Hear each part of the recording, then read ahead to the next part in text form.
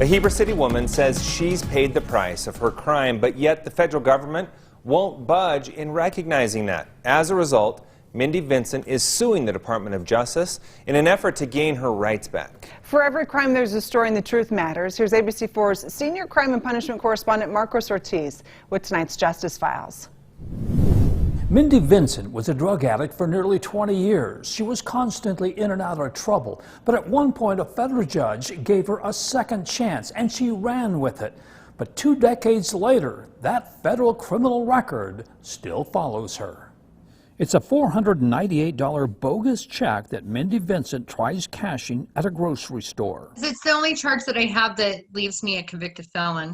Federal prosecutors indict her. She pleads guilty, but gets probation from the judge. He said it was because he could see that I had turned my life around, and he felt like if he sent me to prison, then I'd continue doing the things that I'd been plagued with all my life. So when I was about 12, 13 years old, I started using substances. And gets kicked out of the house, living on the streets. She turns to drugs and alcohol, loses custody of her son, gets treatment and relapses. Finally, after a state arrest, she lands in drug court and gets treatment again. And that was where I learned that there was a different life possible for me. She graduates from Utah Valley, enrolls at the University of Utah, where she earns 2 master's degrees in social work. Vincent helped start the Utah Harm Reduction Coalition, seen here doing a needle exchange with the homeless. We don't need to make people pay the price for their addiction for the rest of their lives. Or as I would say in drug court, I have 1,548 days clean. And she's been on national circuit advocating for the National Drug Court Association.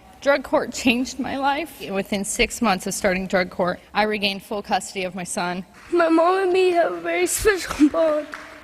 When I was little, it was very hard for me to be away from her.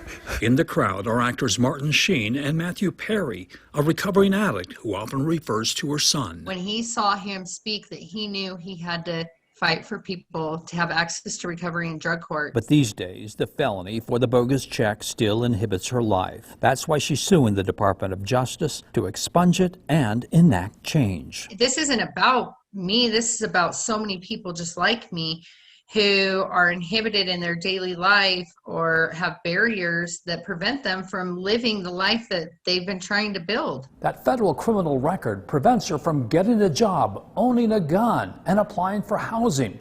She says she could apply for a presidential pardon, but that's a long shot, and that's why she's suing the Department of Justice. For the Justice Files, Marcos Ortiz, ABC4 News.